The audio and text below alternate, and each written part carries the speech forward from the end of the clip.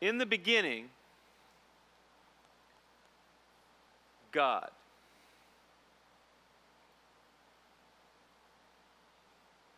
In the beginning,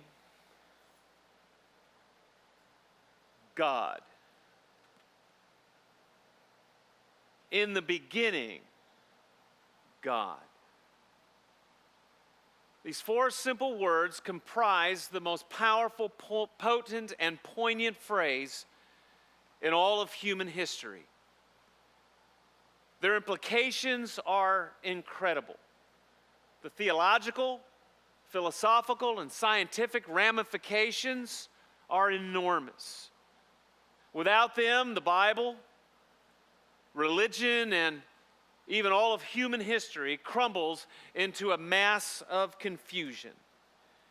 If you want to understand our world, if you want to understand life, if you want to understand reality, if you want to understand humanity, if you want to understand God, then I can think of no better place to start. The implications of these words are almost as infinite as God Himself. Think about it. In the beginning, God. I want to just share with you three of those implications, and I do so knowing that just exploring any one of them would take far more time and require a far greater treatment than the time that we have here this morning. In fact, volumes have been written about each of them. So it's really just a very cursory overview, but I believe that it helps us appreciate the enormity of this statement. Again, three implications of what will have to be a myriad, a multitude, almost seemingly infinite number of implications. The first one is that God is great. Again, in the beginning, God. Before the stars were spun into place, before the golden orb of the sun first sparked its fiery brilliance, God. Before the earth was set on its foundation, God. Before the waters covered the surface of the earth, God. Before the land separated the waters, God. Before life breathed its first breath, God. Before man was formed from the dust, God. Oh Lord, truly you are great. How great thou art. You are the pre-existent one. You are eternal. You are transcendent. You are omnipotent, omniscient, and omnipresent. You are beyond my understanding. You are holy, mysteriously holy. You are the Almighty Creator. You are Jehovah, King of kings and Lord of lords. You are the most high, everlasting, and supreme God. You are the designer, the maker, and the mover behind all things. In the beginning, God. It is impossible to overstate the implied greatness of God from that one statement, from these four simple words. Just again, one of the seemingly countless examples that we could cite is that it implies that God has created the unfathomable universe. And it is unfathomable. Scientists tell us that our own galaxy, the Milky Way, consists of over 100 billion stars. That's billion with a B.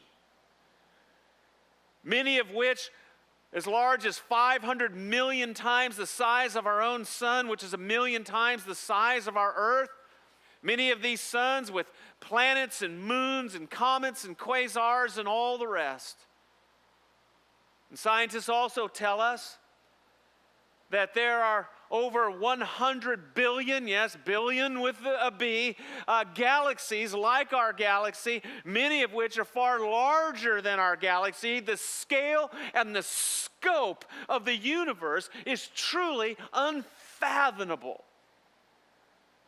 And yet, God just spoke it into being as if it was nothing.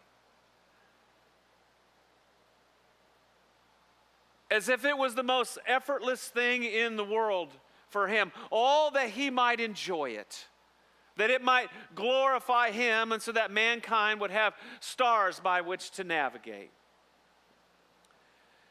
And as vast as our universe is, its wonders are really trivial compared to the wonders of the world around us. Take just one again of seemingly countless examples that we could give, just the human body, and then just one of again, almost countless examples that we can even give within the human body. For example, scientists are now just beginning to scratch the surface of the brilliance of the DNA molecule. The DNA molecule, for those of you who don't know, consists of strands of precisely placed enzymes that give human beings the seemingly infinite number of qualities and characteristics that make each one of us uniquely us and who we are. And Nobel Prize-winning geneticists are humbled as children before its wonder. Or how about the miracle of the human eye, which contains thousands of parts and processes that enable it to focus and process light to over 100,000 degrees of sensitivity. And just a caveat, because we're not going into the science of the statement, that's for another message. We're kind of starting here just a little series on creation as we're going through the various qualities of God, and we've been doing that for a couple of years now. We're going to be looking at God as creator here for the next few weeks. So today we're talking more on the philosophical side. But again, just a caveat on the eye. You know, the eye, again, contains thousands of parts and processes. The interesting thing about it is it doesn't work unless they're all intact. There's no value in half an eye. There's no evolutionary advantage to half an eye. And just the enormous amount of progressions that it would have to make with no advantage really, in essence, states that the probability of an eye randomly evolving is infinity. And then scientists would have us believe, or evolutionary scientists, atheist scientists would have us believe that the eye evolved in so-called parallel streams of evolution exactly the same way. Again, infinity. It's like infinity on top of infinity on top of infinity, which is impossible because infinity is what it is, but you get the point. Our ears function much the same way. Human beings can distinguish over 15,000 keys. Well, most human beings, I'm not sure I can if you've heard me sing, but people like Drew and the people up here on stage, they can distinguish 15,000 different keys. Well, maybe not Drew. I saw Marion give him a look. Our brains, even forgetting 90% of what we have ever learned, still store 10 times the amount of information that is stored in the Library of Congress, which has over 17 million volumes. And our world is filled with countless wonders such as these, each with the probability of randomly evolving at infinity, each within systems and ecosystems as wonderfully complex as the organisms that they are designed to regulate. And creation itself proclaims the wonder, the majesty, the power, the intelligence, the splendor, the glory of God. Look around you. to the earth and the miracles that surround us, and you will see God. Look above you to the heavens and the miracle of the heavens, and you will see God. Look within you to the miracle of your own body, and you will see God. In the beginning, God. God is great. I think another implication, or at least one of the many that I choose to kind of focus on, and it's one I guess that's kind of near and dear to my heart because it's something that in my past I've struggled with a good deal, and it's this idea that God is ultimate reality. Like He defines reality. He is reality. From the beginning of our existence, mankind has sought for truth and meaning. We have sought the nature of our existence. We have probed our place in the world. What is real and what does it mean to be human? And we have come up with thousands, if not millions, of answers to that question. Some of them honest, some of them wise, some of them humble, some of them ignorant, some of them arrogant. And again, there was a time in my life when I was a young man when I attempted to wade through all of these things. I genuinely sought to make sense of my existence without God in the equation. And it was easily the most confusing and frustrating time of my life because what seemed true one week was contradicted the next.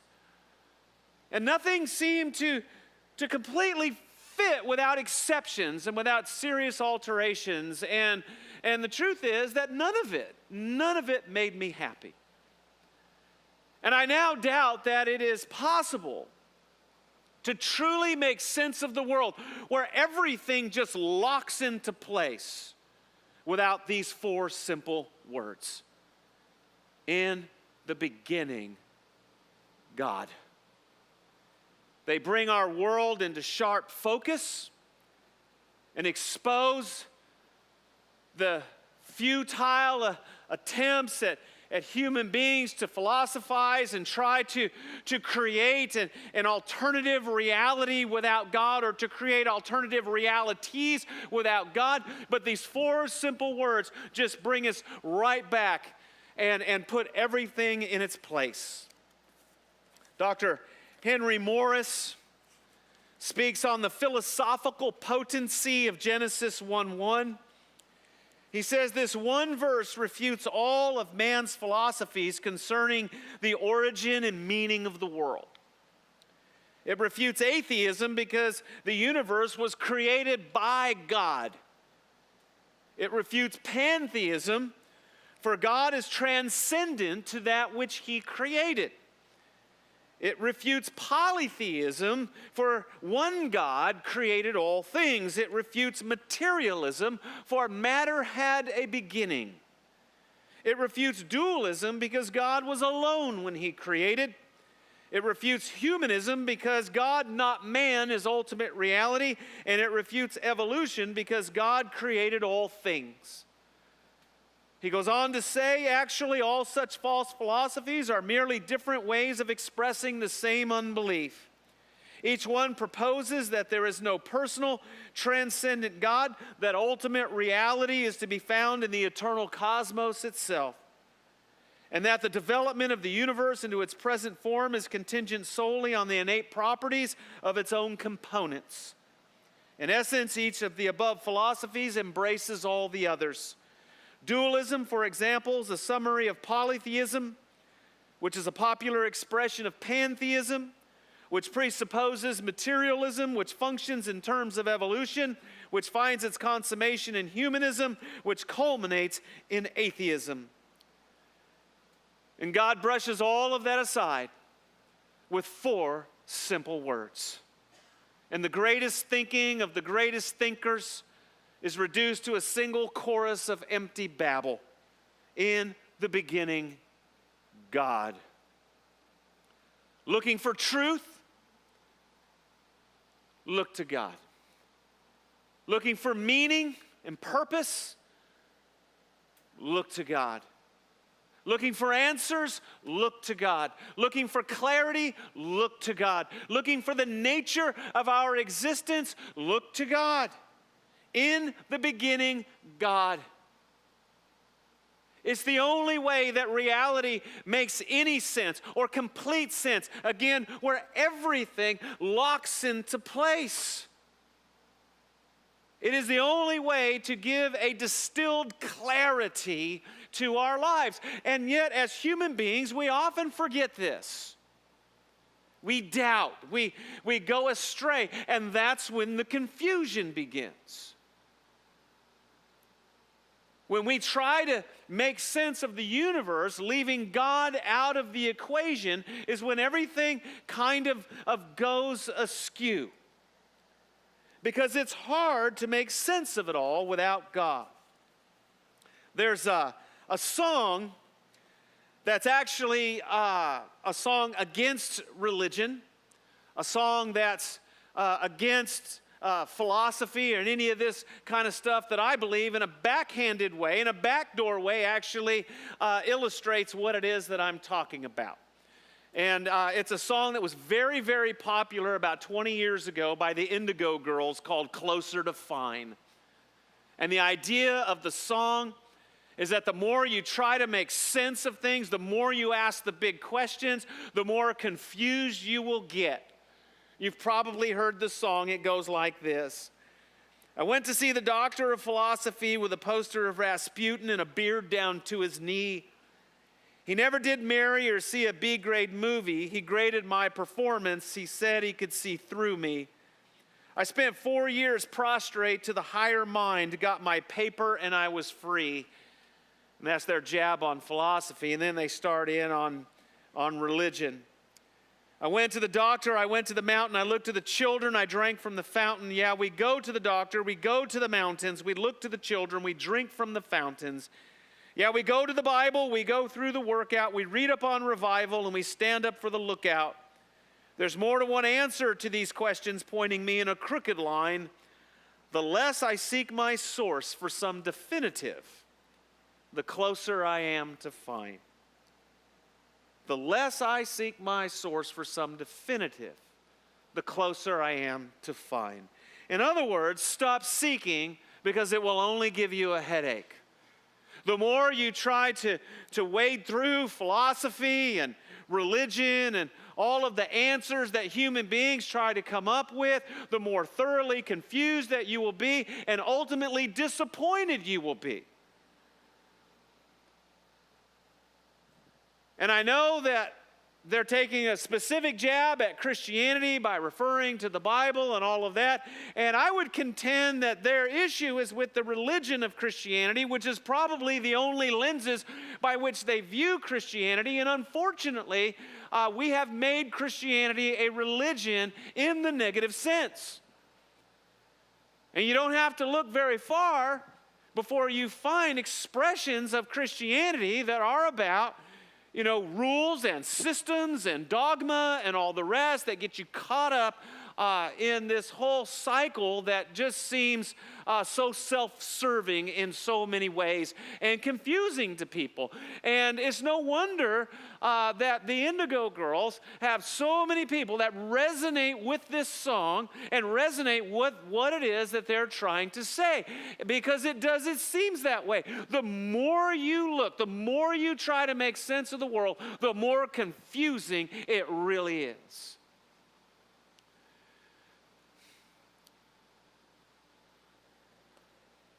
But it's not supposed to be that hard. Like it's not that hard. We've made it that difficult as human beings. It's really very simple. In the beginning, God. And as we understand that, and then as that sinks in, as we begin to really process and understand what that means, this haze, it just kind of comes into focus. You've seen those pictures where everything's like a big mass of color, and then they get clearer and clearer and clearer, and the first one to say what the picture is wins, and pretty soon it's this crystal clear image. And I think that's what happens with reality when you begin to really process in the beginning God. I guess what I'm trying to say is that life makes much more sense with God in the center. In fact, it makes perfect sense with God in the center, and it's impossible, I believe, to make complete and total sense, crystal clarity sense when God is not in the center or if God is not in the equation. In the beginning, God. He is ultimate reality. He is great. And finally, in the beginning, God implies that God is sovereign. He is intentional and in control. He has a plan and he has a purpose. That an infinitely intelligent God would not create an infinitely complex world with personalities and souls and all the rest haphazardly for no reason. And the Bible reveals that our assumptions are correct. That God does have a purpose behind his creation, and he explains that purpose in the Scriptures. In Revelation 4:11, we read, "You are worthy, our Lord and our God, to receive glory and honor and power, for you created all things, and by your will they were created and have their being." Isaiah 43, "Bring my sons from afar and my daughters from the ends of the earth, whom I created for my glory." Psalm 19:1, "The heavens declare the glory of God." In the beginning, God. Then it pleased him to create. He is pleased by the wonder of the heavens. He is pleased by the beauty of nature. He is pleased by the majesty of the snow-crowned mountains. He is pleased by the grace of the deer. He is pleased by the creativity and the ingenuity of man. He is pleased by the infinite marvels of creation. They glorify him. They testify of his goodness, of his grace, of his provision, of his beauty, of his intelligence, and of his power. And he is pleased when the pinnacle of his creation, his most beloved and magnificent creation, that which is created in his own image, lives to glorify him. Again, Psalm 8, 4 and 5. "What is man that you are mindful of him? The Son of Man that you care for him?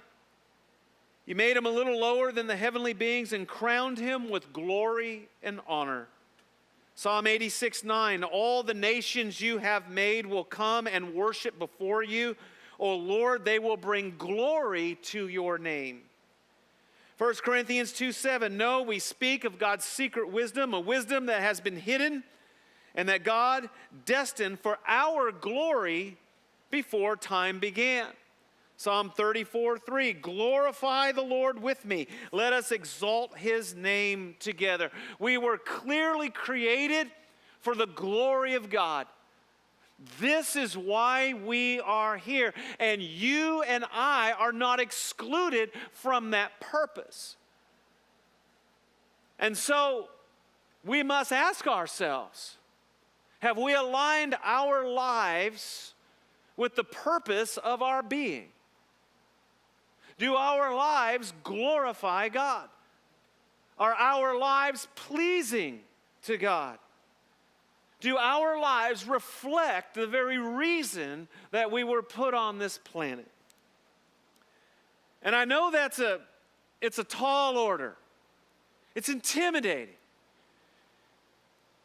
to even ask the question, is my life glorifying to God?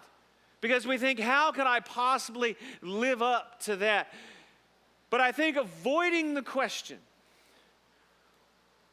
or not considering the question, or moving in a different direction with our lives is the more dangerous yet. Because it causes us to miss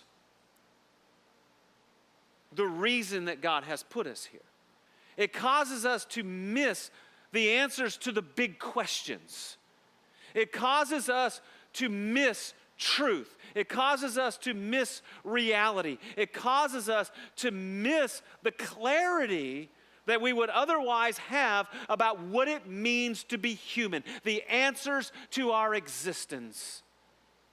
And then finally, it causes us to miss that which would bring true and lasting and eternal satisfaction and fulfillment to our lives. In the beginning, God. We could probe that question and the implications of that for years, for centuries, probably. But we know that it means that God is great, that it is He who is ultimate reality, and it is God who is sovereign. As we look around, as we look into the heavens, as we look at the wonders of nature around us, as we look at the miracle of our own existence, how can we conclude anything else? As we ask the big questions, as we look for meaning, as we look for truth, as we look for clarity, how can we conclude anything else? And as we consider His sovereignty, as we consider how He made the world and why He made the world and why He made us, how can we do anything but seek to glorify Him with our lives? If you're here this morning and maybe you never thought about any of these things this way, and maybe you're not even sure if this morning if you're really a believer, if you're really a follower of God, if you're a follower of Christ, who is the Son of God, who came and died on a cross so that we might have the forgiveness of sins, so that we can have a relationship with a holy God now and forevermore. And you're not really sure what your relationship with God is, I want to give you an opportunity this morning to respond. To ask and answer the question of your existence and why you're here, why it's important. And in a moment, we're going to sing another worship song, and everyone's going to be praising God and singing, and I'm going to be here at the front. And if you want to know more about what it is to know this God and to have a relationship with this God, to know more about who Jesus is and why a relationship with Christ is important for your life, then I'm going to be up here at the front. I'd love to pray with you about that. I'd love to talk with you about that. Maybe you're just struggling in your life.